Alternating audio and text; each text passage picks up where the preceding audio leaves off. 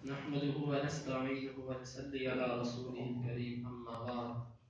باب إمامة العبد والمولى.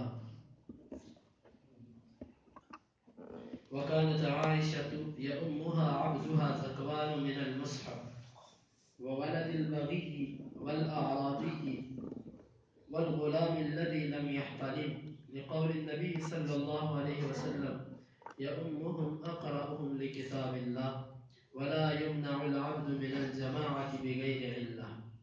حدثنا إبراهيم بن المنذر قال حدثنا أنس بن عياض عن عبيد الله عن نافع عن ابن عمر قال: لما قدم المهاجرون الأولون العصبة موضع بقباء قبل مقدم رسول الله صلى الله عليه وسلم كان يؤمهم سالم مولى أبي حذيفة وكان أكثرهم قرآنا. یہ باب ہے غلام اور مولا آزاد کیے ہوئے غلام کی امامت کے بارے میں. اور عائشہ رضی اللہ عنہ کی امامت ان کا غلام ذکوان مصحف سے دیکھ کر کروایا کرتا تھا. اور ولد الزنا، زنا سے پیدا ہونے والا بچہ بھی امامت کروا سکتا ہے. والاعرابی کی، اور دیہاتی بھی، اور وہ بچہ بھی جماعت کروا سکتا ہے جو بھی بالغ نہیں ہوا. نبی صلی اللہ علیہ وسلم کے اس فرمان کی وجہ سے لوگوں میں سے جماعت وہ کروائے گا جو اللہ کی کتاب کو زیادہ جانتا ہے. ولا يمنع العبد من الجماعة بغير علة، غلام کو جماعت سے بغیر کسی علت کے نہیں منع کیا جا سکتا. امام بخاری فرماتے ہیں کہ ہمیں بیان کیا ابراہیم بن المنذر نے، وہ کہتے ہیں ہمیں بیان کیا انس بن عیاض نے، وہ عبید اللہ سے، وہ نافع سے، وہ ابن عمر سے. وہ کہتے ہیں کہ جب پہلے مہاجرین اسبا مقام پر پہنچے، یہ جگہ ہے قباء میں، نبی صلی اللہ علیہ وسلم کے آنے سے پہلے، تو ان کی امامت سالم جو کہ غلام تھے ابو حذیفہ کے، وہ کروایا کرتے تھے. اور وہ کان اکثرهم قرآن، اور وہ سب سے زیادہ قرآن پڑھنے والے تھے.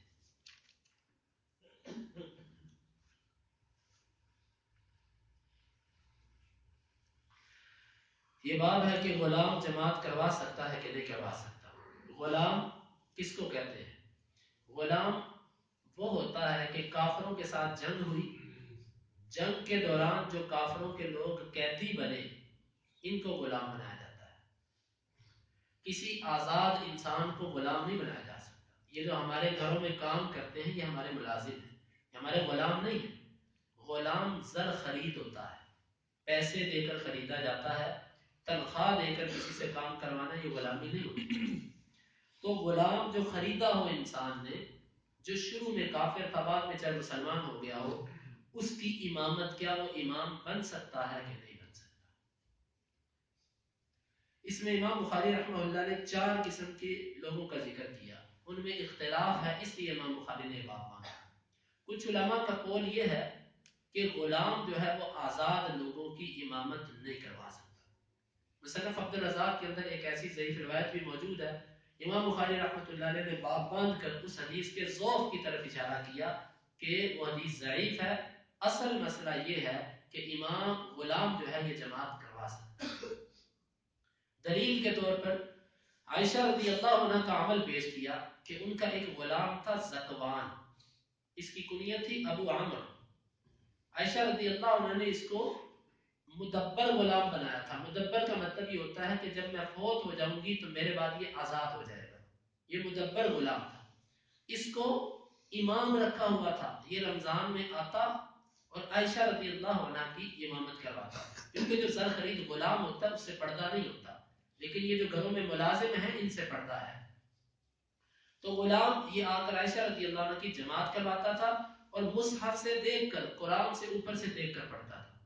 گویا کہ یہاں سے 2 باتیں معلوم ہوئی، ایک تو غلام کا جماعت کروانا، اور دوسرا قرآن مجید اوپر سے دیکھ کر پڑھنا.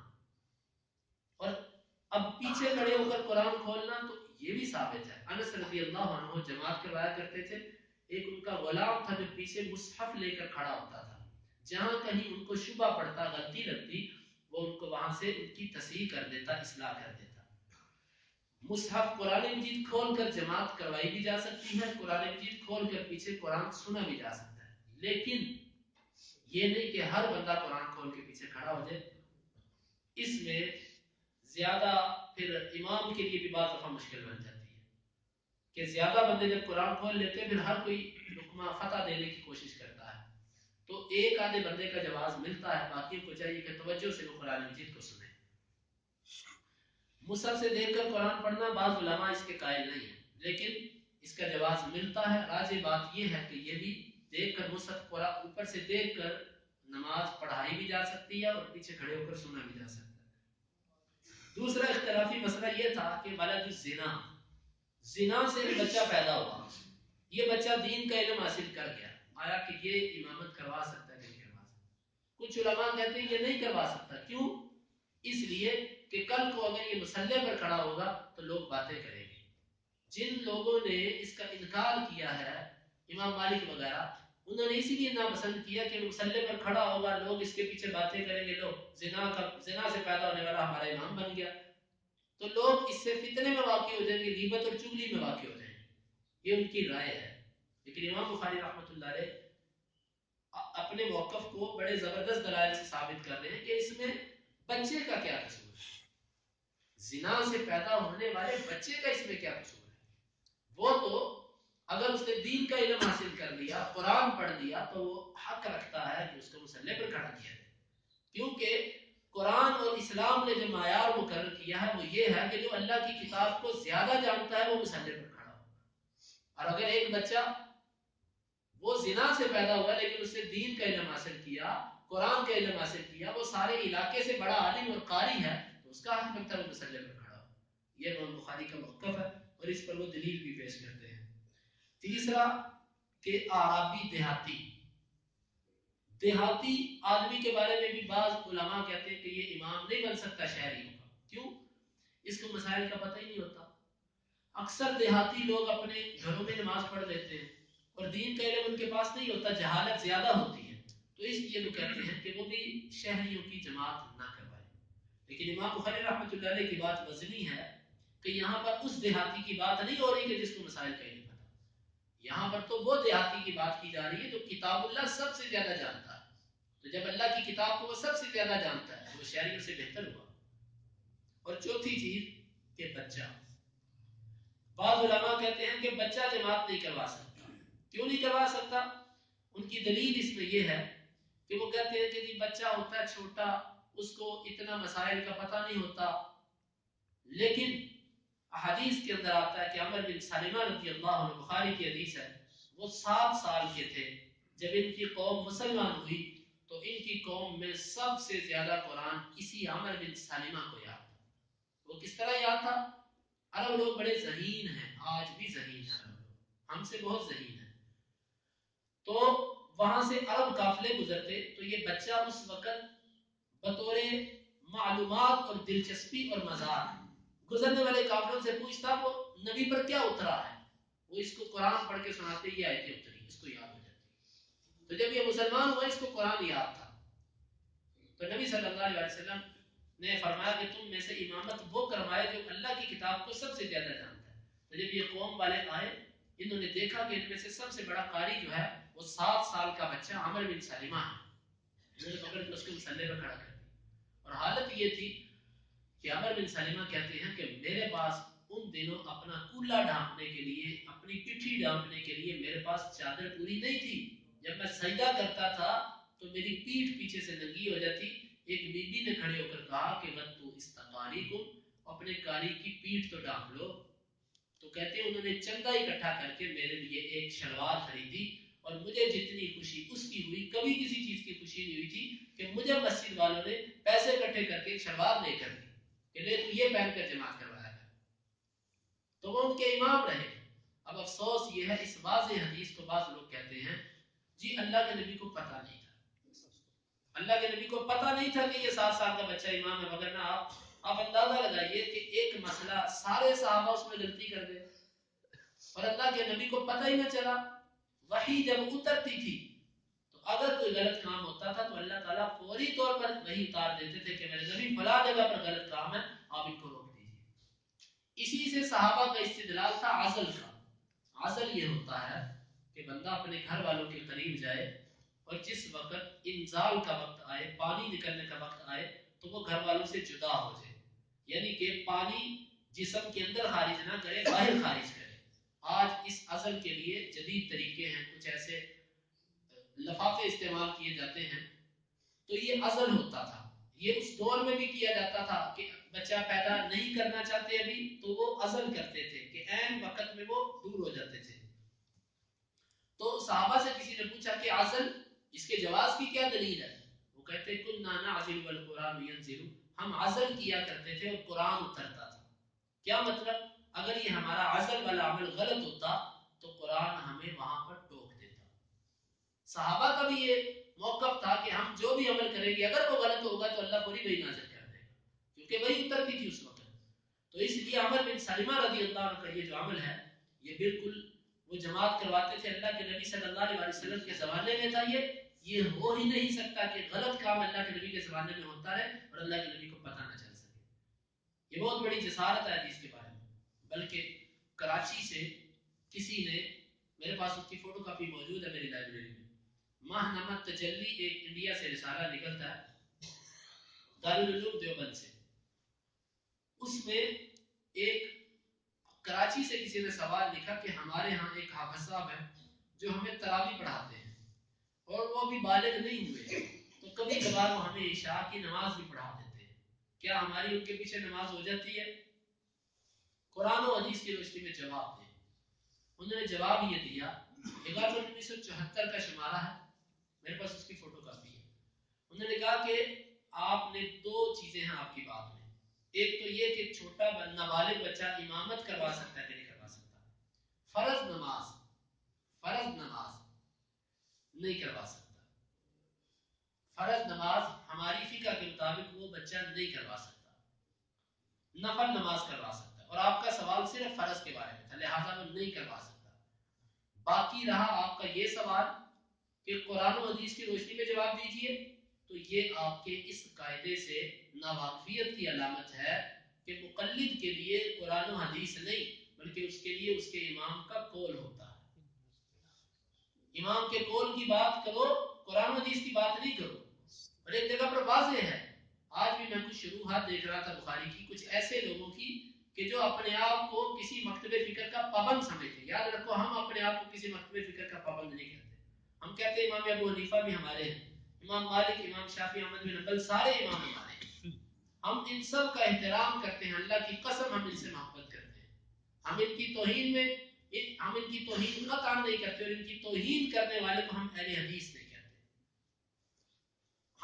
یہ ہمارے امام ہیں، ہمارے سر کا تاج ہیں، لیکن اس کا یہ مطلب نہیں ہے کہ ان کی ہر بات کو آنکھیں بند کر کے لے لیا جائے۔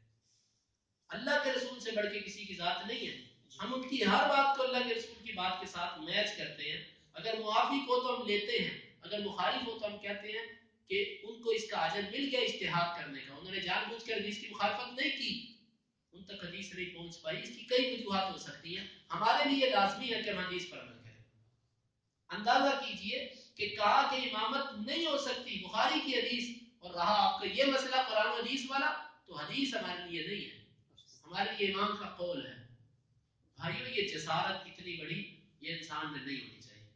ہماری مسجد میں بھی اکثر مساجد میں بھی یہ چیز دیکھی گئی ہے کہ جب کوئی بچہ آگے کیا جاتا ہے تو ہمارے جو بزرگ حضرات ہیں یہ اس چیز کو ناپسند کرتے ہیں کہ یہ بچہ کیوں آگے کیا گیا، حالانکہ اگر ایک بچہ حافظ قرآن ہے، اس کی عمر 7 سال، یا یعنی کہ اس عمر کو ہو کہ وہ فرق کر سکتا ہو اچھائی برائی کا، 6 سال بھی ہو جائے، نابالغ ہے، تو وہ مصلی پر کھڑا ہو سکتا ہے، وہ جماعت کروا سکتا ہے، اس میں کوئی ایسی بات نہیں کہ اس کو پیچھے کر دیا جائے۔